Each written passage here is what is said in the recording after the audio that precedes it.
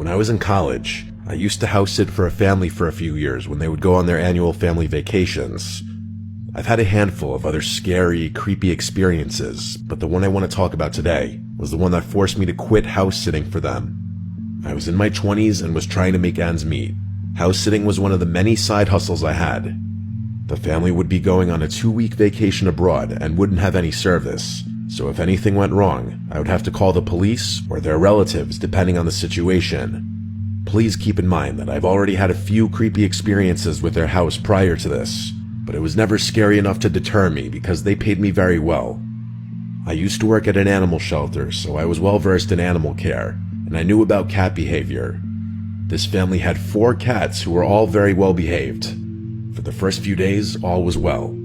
I slept in the guest bedroom and went to school from their house because they lived close enough to where I could just walk to class and didn't have to pay for parking or bring lunch since I could just go back to their place. Then the issues began after a few days.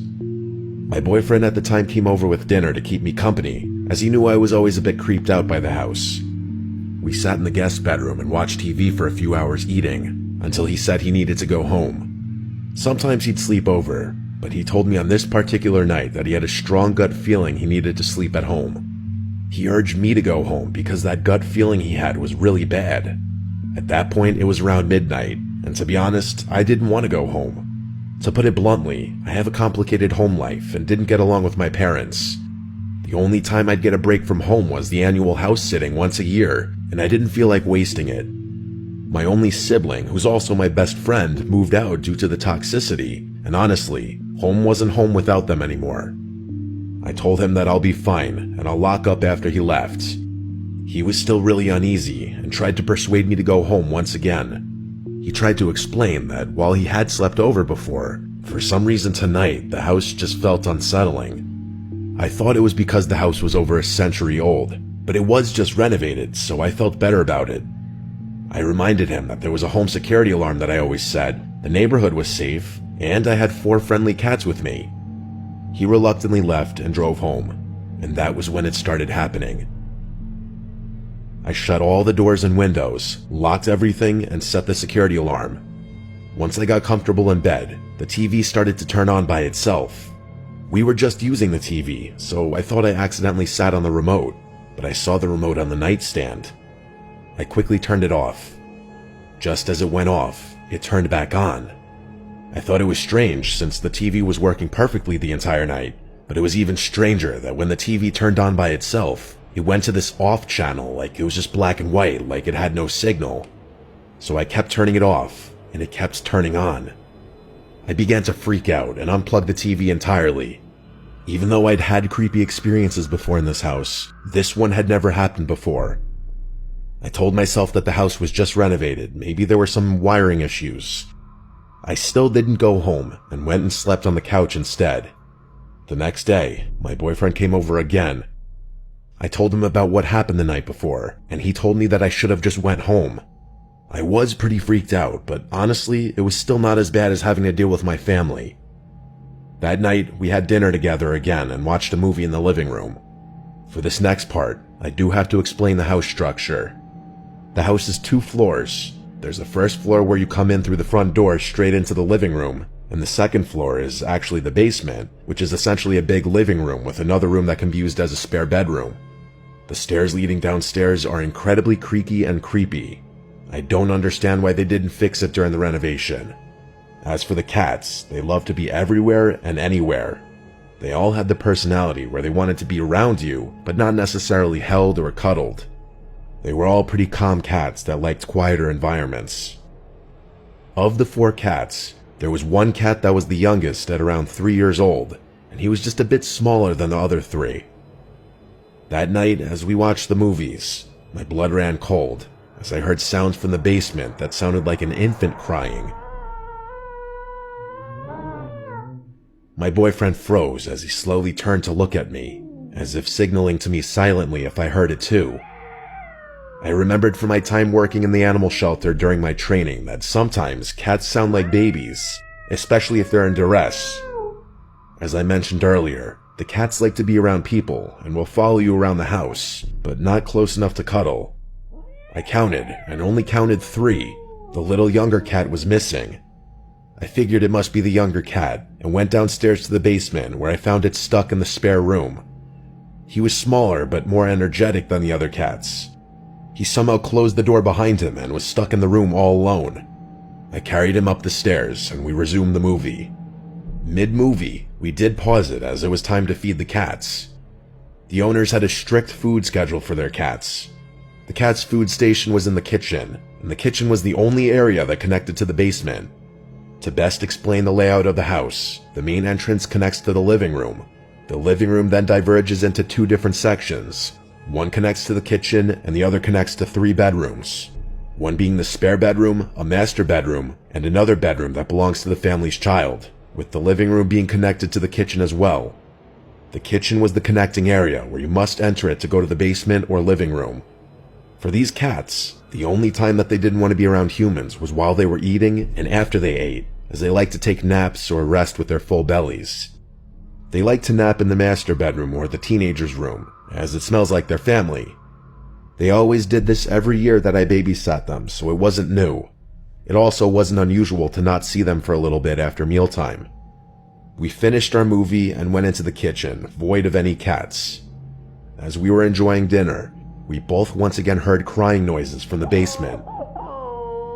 It was naturally louder because we were in the kitchen, which was closer to the basement. I didn't see any cats in the kitchen, and I didn't think to check the living room because I was panicking internally. My boyfriend was visibly creeped out, and I told him I'd check it out since it was likely the cat again. I couldn't help but notice that the cries sounded a little different from earlier. It was more frequent and higher pitched.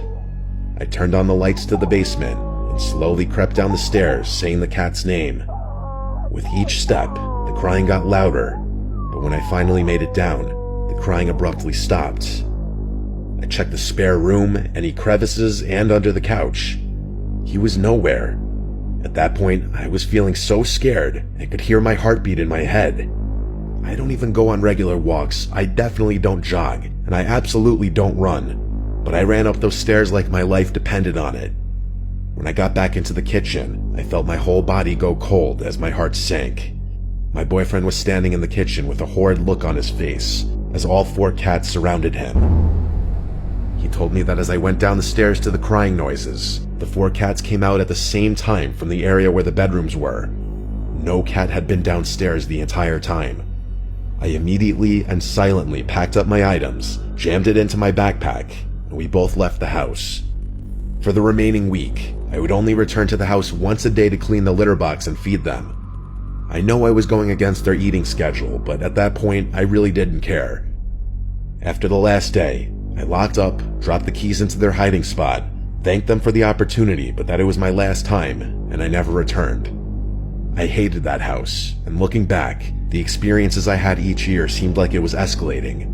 I should have stopped much sooner.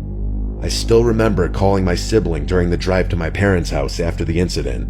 I felt even worse when they revealed that they also had their own experience in that house, and kept it away from me because they knew I was trying to save money to move out, and they didn't want to scare me.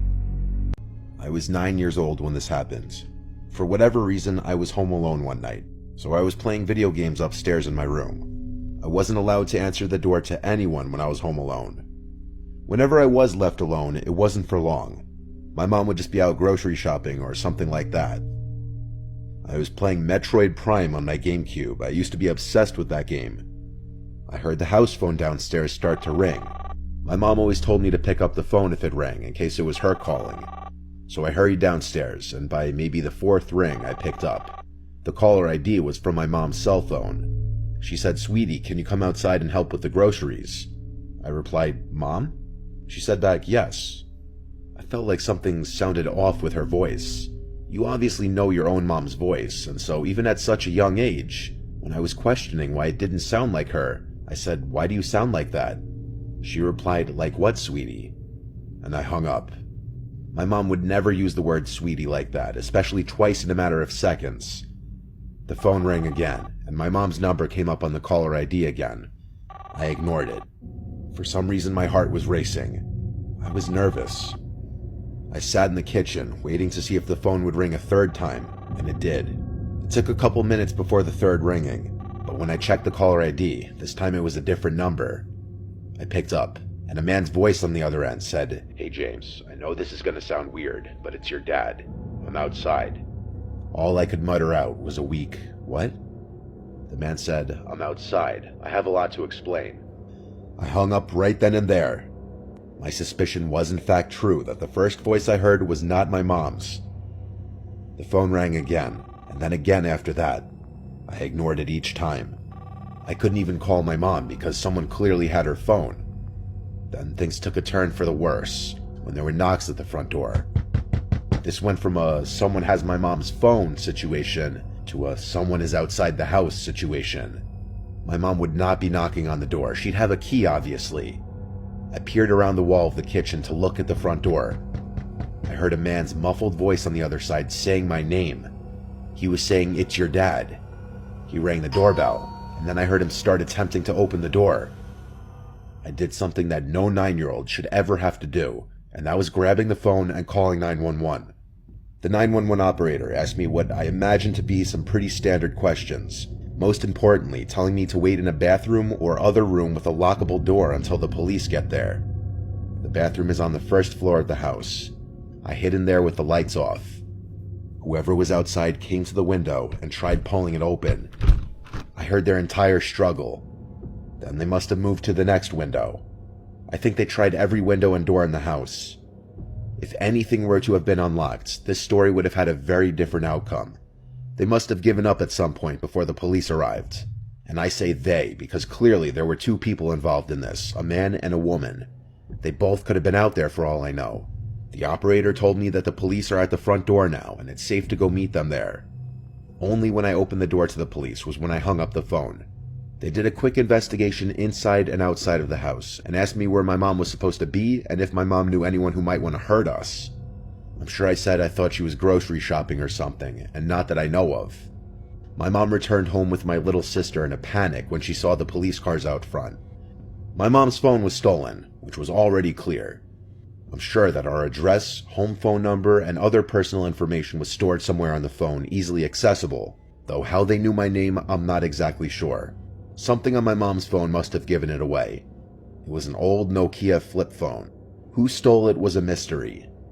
But my mom's phone background was a picture of her with my little sister and I.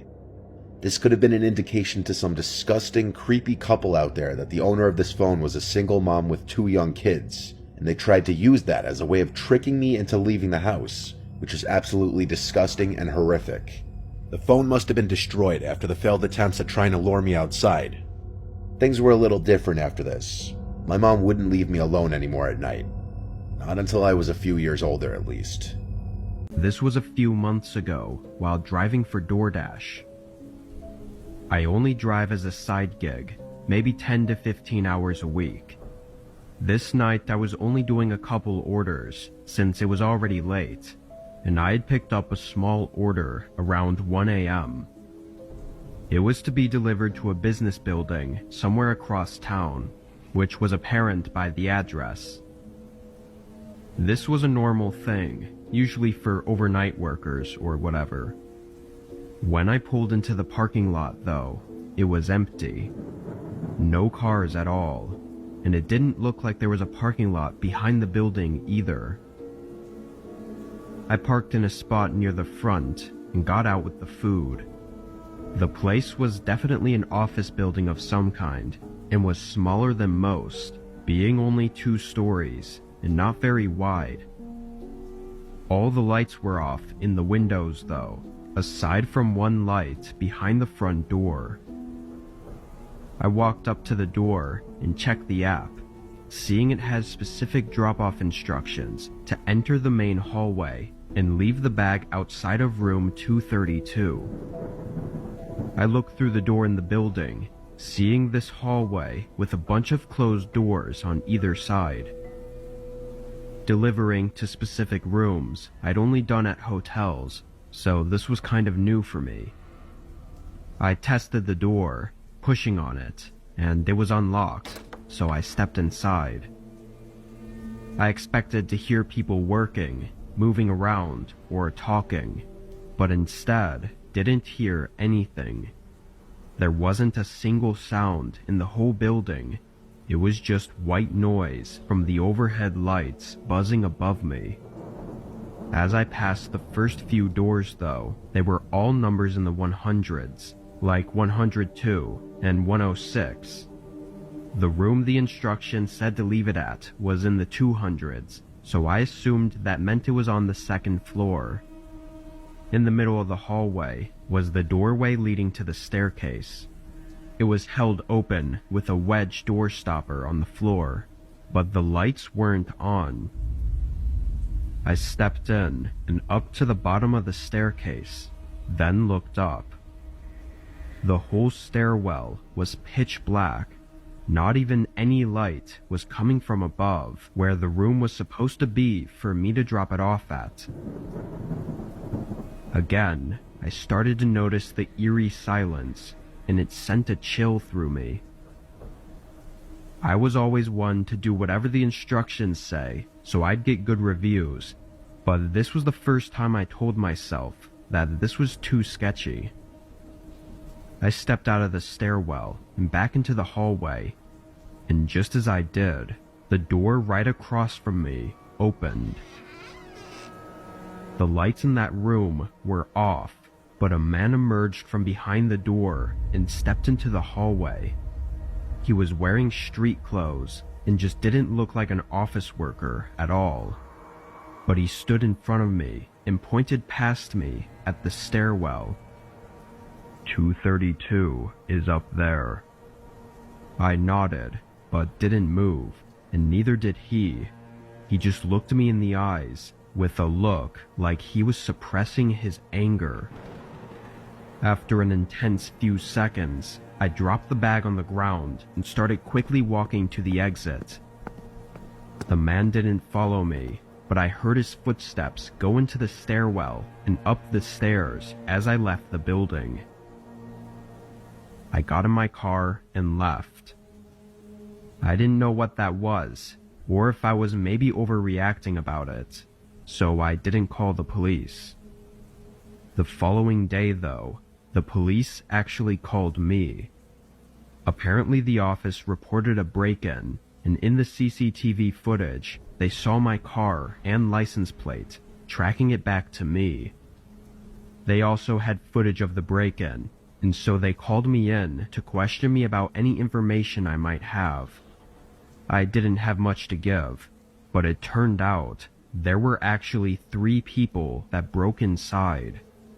One was downstairs, who I saw, but the other 2 were shown on the cameras to be hiding at the top of the stairs, seemingly waiting for me to go up. Disturbingly, several other delivery orders were made to that same office that night. All of the other drivers were smarter than I was though, leaving the orders outside by the front door. What would have taken place in that office had any of us gone up to the second floor is unknown, but hopefully police can find the 3 men before anyone falls victim to it.